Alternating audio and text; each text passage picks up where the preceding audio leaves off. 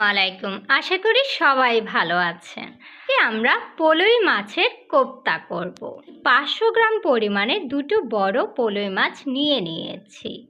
পলই মাছগুলো কতটা ফ্রেশ, সময় অবশ্যই ফ্রেশ দেখে নেওয়ার চিন্তা ভাবনা করবে, কোপ্তাগুলো খুব ভালো হবে।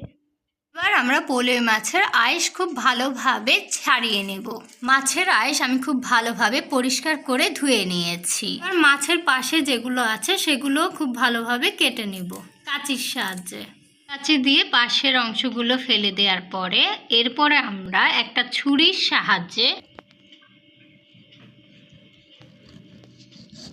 মাছের এখান দিয়ে অল্প একটু অংশ কেটে এবার মাছের ময়লাগুলো পরিষ্কার করে নেব।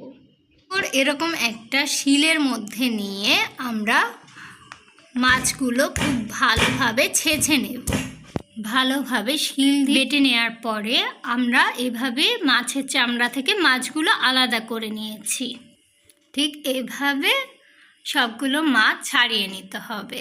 শিলপাটার মাধ্যমে সবগুলো মাছ থেকে আমরা চামড়া ছাড়িয়ে নিয়েছি। চামড়া থেকে মাছ নেয়ার পরে প্রায় 100 গ্রাম পরিমাণ আমরা মাংস পেয়েছি। এবার মাছগুলো থেকে আমরা কাটা বেছে নেব। এখানে আমি 3টা পেঁয়াজ কুচি করে নিয়েছি, 4টা ঝাল দেখে কাঁচামরিচ কুচি করে নিয়েছি, ঝালটা আপনাদের স্বাদ অনুসারে।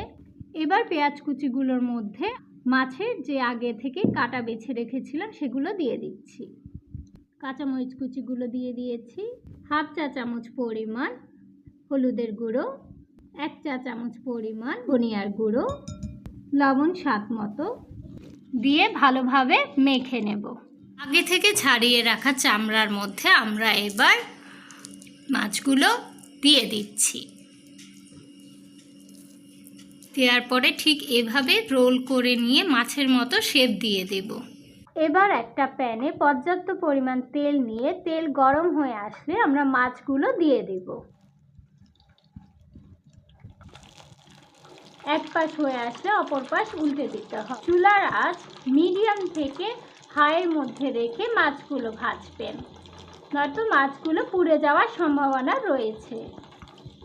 তৈরি হয়ে গেল মজাদার স্বাদের পলই মাছের কোপ্তা। খুবই অল্প উপকরণে এভাবে বানিয়ে ফেলুন খুবই মজাদার স্বাদের পলই মাছের কোপ্তা। আশা করি আপনাদের রেসিপিটি ভালো লেগেছে। আজকের মতো এই পর্যন্ত। আল্লাহ হাফেজ।